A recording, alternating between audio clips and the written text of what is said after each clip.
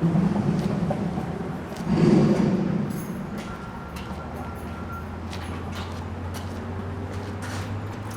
John.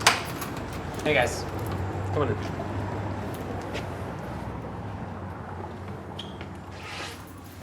Welcome to the store when it's sleeping, because we're not open yet. I'm gonna grab some coffee, and then I guess we can get started, if you're cool with that. So the interesting thing is that we're always looking at these AeroPress World Championships, right? And they're always lowering the brew temperature on coffee. So that's kind of what we're playing with at this point. And it's kind of like every morning you get a little experiment with how best to brew.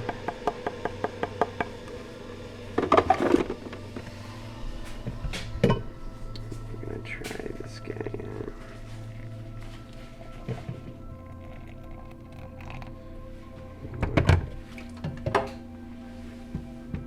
So what are we gonna do for this video? Well, it's kind of interesting, right? So we're going to give that kind of inside scoop on the people that are making Covenant happen, right? Because obviously if somebody's willing to give money to this organization, whether it be through buying a product or, because the thing is, we know that we don't have the cheapest pack, right? We don't have the cheapest stuff out there. So and it's hard for us to, right? It's hard for anybody who doesn't have massive amounts of shipments going out, getting the free shipping deals and getting kind of the discounts on distribution, all that kind of stuff. It's difficult to compete in that arena. So if anyone is supporting us right now, I feel like the main reason is that they understand what we're trying to stand for and what we're pursuing, which is this transformation of the entire tabletop industry. This transformation of what it is to have content for tabletop games, how it can be quality, how it can be way better than it is now, how it can be more embracing, more open, more welcoming to people that haven't grown up in the culture, right? And so maybe the best way to kind of give that insight and to show those people that their support is valued and what it's actually doing and the people that it's going to is to do this kind of a session where we're just explaining a little bit more about ourselves. You get a chance to ask questions. I'm going to turn it around on you as well. And just kind of, because we're small, we're a small group of people with a lot of really giant ambitions, and the support from people makes those ambitions come true. So it's just us. It's us kind of, you have free reign. You can ask us anything, and I'm going to use that whenever I'm interviewing you as well. And we'll see what happens. It's an organic thing, which is how I would want it if, I want anyone who supports us to feel like they get this kind of special, it's like a VIP thing.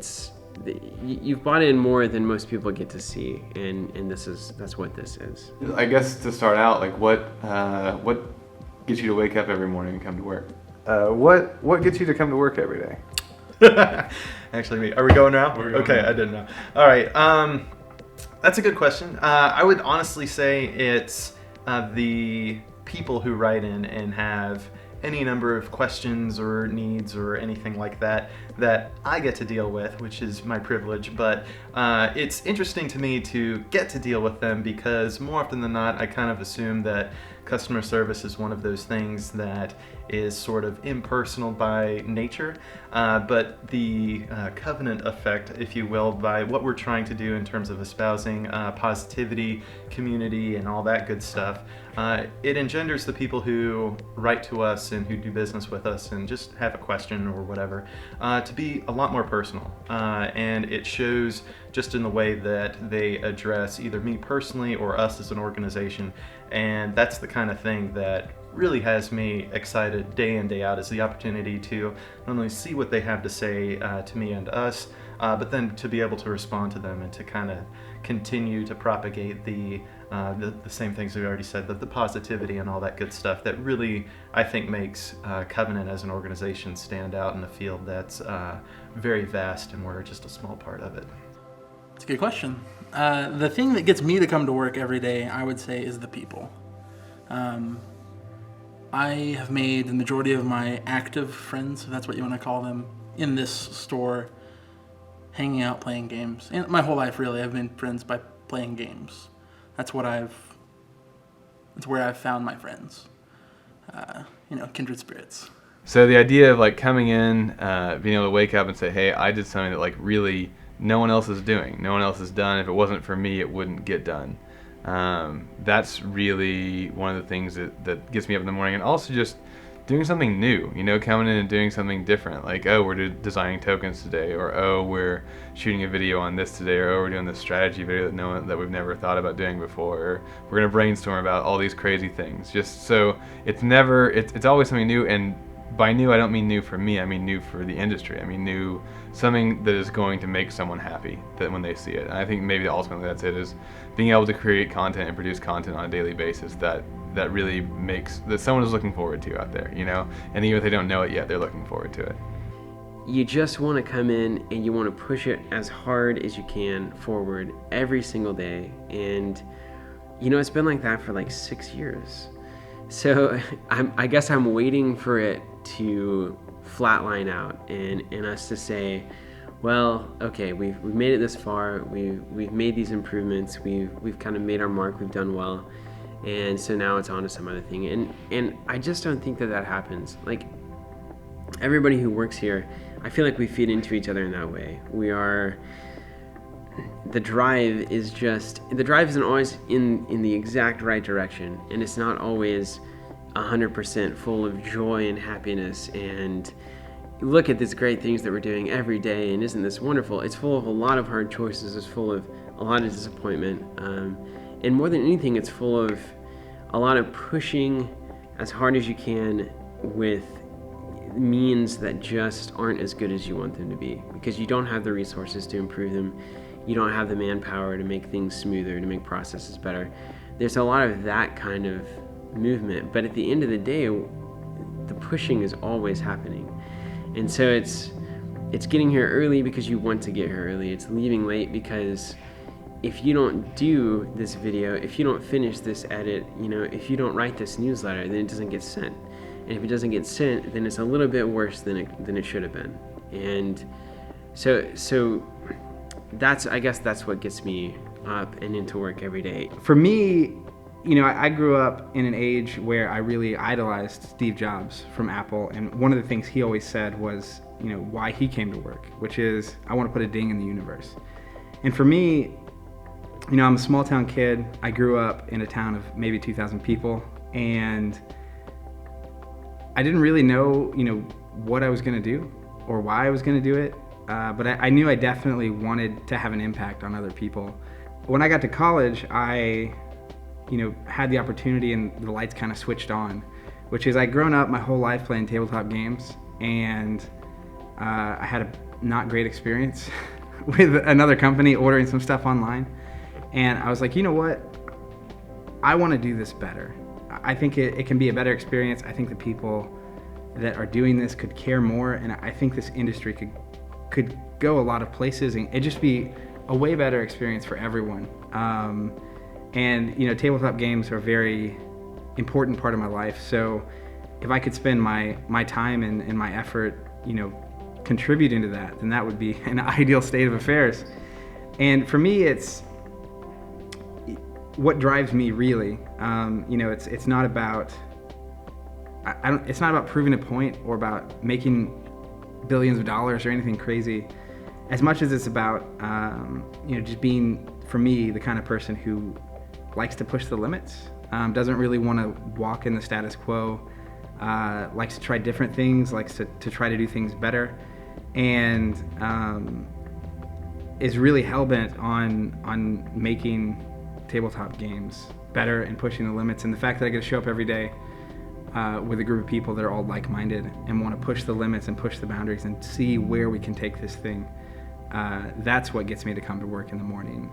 So, just in case people don't know, can you sort of go over a little bit of how you got involved with Covenant? Sure.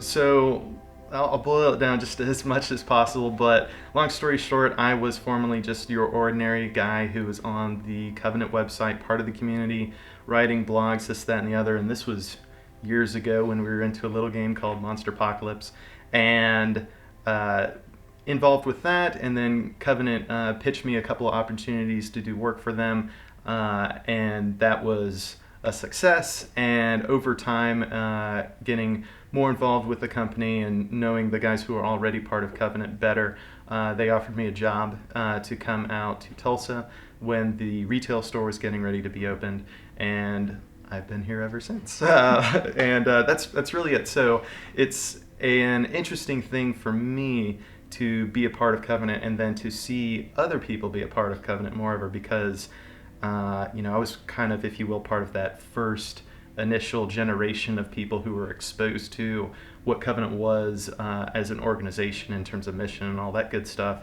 And then being brought on board was an amazing opportunity, of course. So it's fun to see myself continue to grow inside the organization, and then also to see other people grow as well with me inside of it, but then other people who are just a part of the community as I used to be, getting the same positive experience that I did. All right, Ben. Hello. Hi. How did you get involved with the business side of Team Covenant? Basically, I've been coming to the store ever since it opened. Opening day, I was here to play Spoils. Me and Sam were really into it. And I just started, it just escalated. I played every single game you guys had. All the games are just way too fun. And then after so many years, Zach came up to me and was just like, hey, you want to just start doing some stuff for us?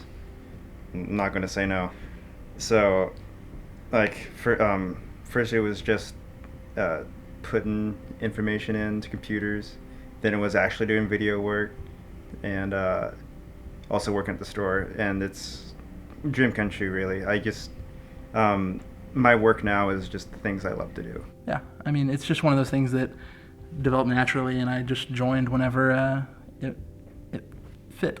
What is it that made you, interested in tabletop games in a bigger way and more of just a casual way? Tabletop games is a really fascinating segment in the human experience, because there's nothing really intrinsically being accomplished when you play a tabletop game, other than spending time with other humans, social interaction, and enjoyment.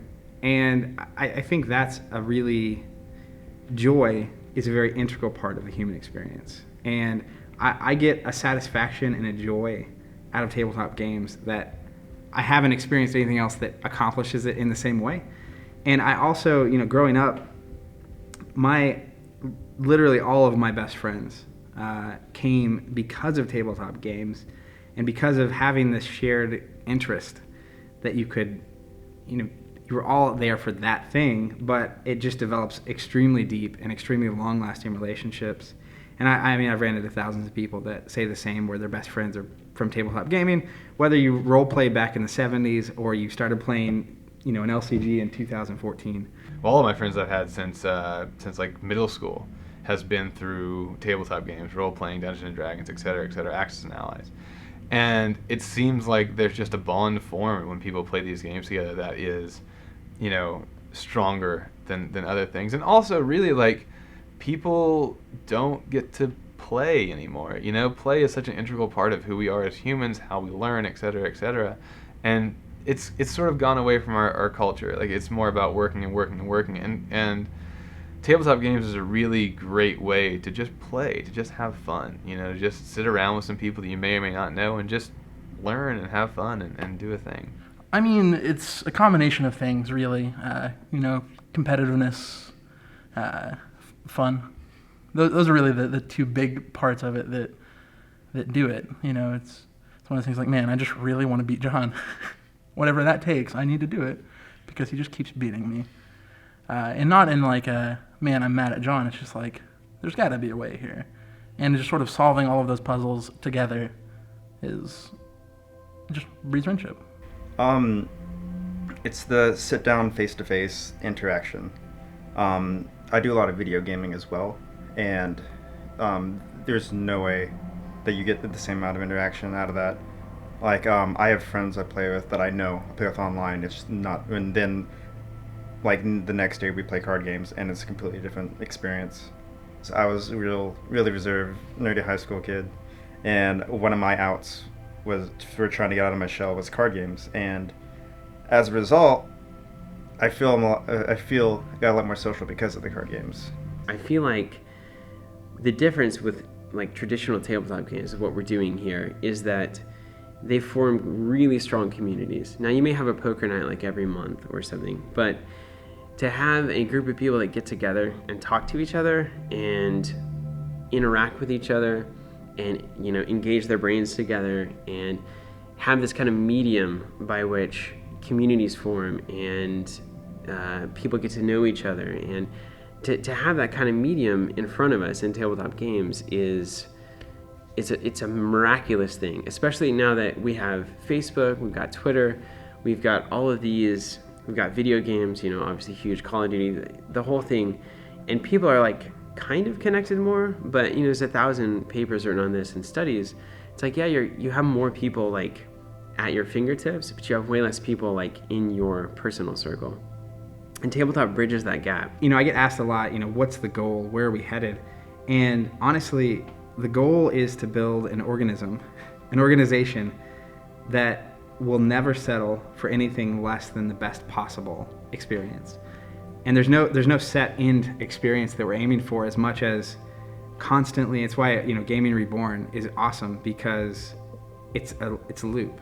It never ends. In 10 years, what's available to us as a culture, as a race, is going to be different than it is now. So how can we improve that experience? And so where I see tabletop going is like it becomes the social thing to do in our society and in societies around the world.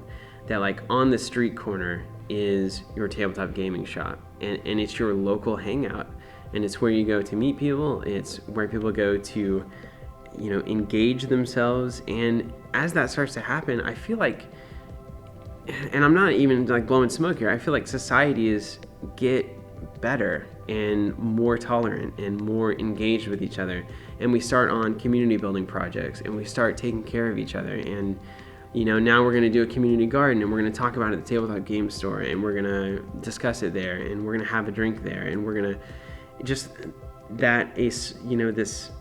this social scene can revolve around this interaction between people, face to face, talking with a medium in front of them that works on 1,000 different levels.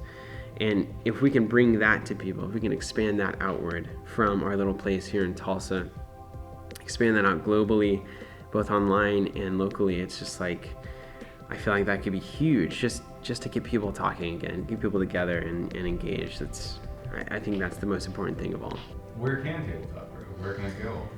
What we want to do, what I want to do, where tabletop can go is in this extreme direction of quality and accessibility. And I'm not even talking about a nice video. I'm talking about an experience that you get, like for instance, if you're easiest example is if you're a poker fan, right? Or if you're not, maybe it's a better example, and you play a game with a friend and it's like, hey, this game's called Texas Hold'em. It's really cool, it's really popular. And you play and you're like, man, this is really interesting.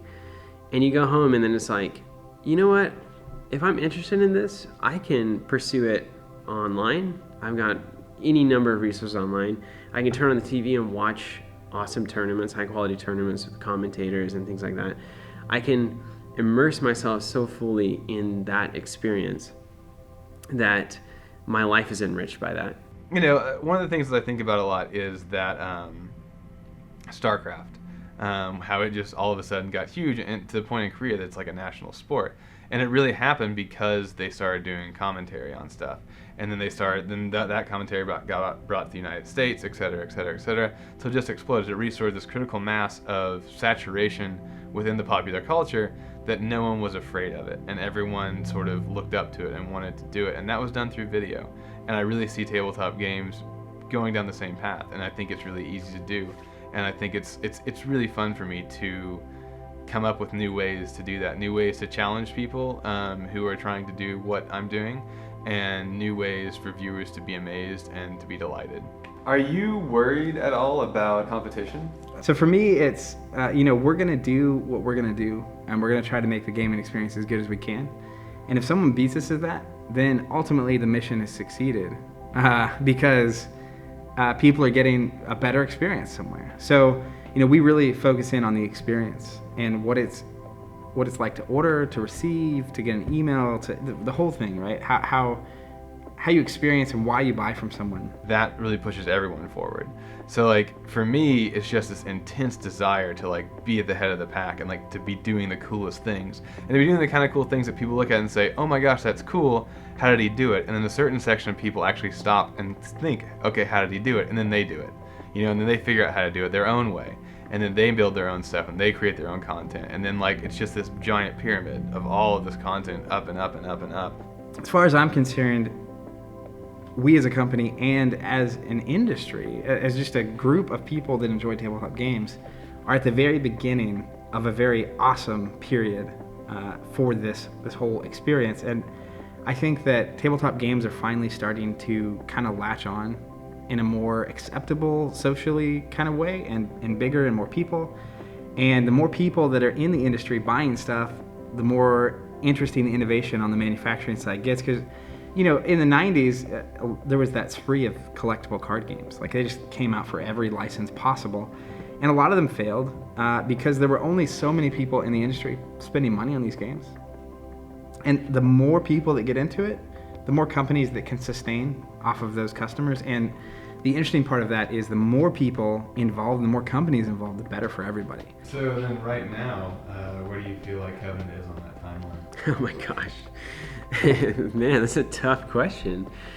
Where Covenant is, right? So, well, if you look at where we were, which is, 11-year-olds, and if you look at where we are now, which is having some kind of a very minuscule global presence, a pretty decent local presence, and starting to see kind of the industry shift towards videos, games being played, commentary tracks being done. There's a lot of examples, I don't want to mention in particular because they will constantly change, of where you can see quality really entering the field. Honestly, it feels like Pale Blue Dot to me, like Carl Sagan's thing, right? It's literally like if you're just looking at the earth, which is what we do a lot of the time, we just look at Covenant and we're interacting with customers and fans and we're talking to people and we're pushing out what we're trying to do, custom products, like vision, goals. That whole thing is happening, and when we're focused on that, it feels like, and we've come a very, very long way, and we're growing well and everything's good. But once you zoom out and see how far the race is to go, you're like, I'm like in the first 1% if I'm trying to get to 100. So you touched on a little bit. What are the things that are sort of holding us back right now? It's having to pick and choose where to focus, which is something we attempt to do. Focus is hard. But having to focus and choose the things to do instead of just being able to do all of it at once. So I don't know if that's ever going to be the case. We always seem to have a very large list of ideas that we could be doing. So I don't know if there is enough resources out there to quench that thirst, and hopefully there's not. Hopefully there's a constant stream of things we can do better. But that would definitely be the most frustrating, is knowing exactly what you want to do and then just kind of having to wait. I mean, it's resources, right? Like if you have the ambition and the drive, all that you need at the back of it is resources, and then it goes.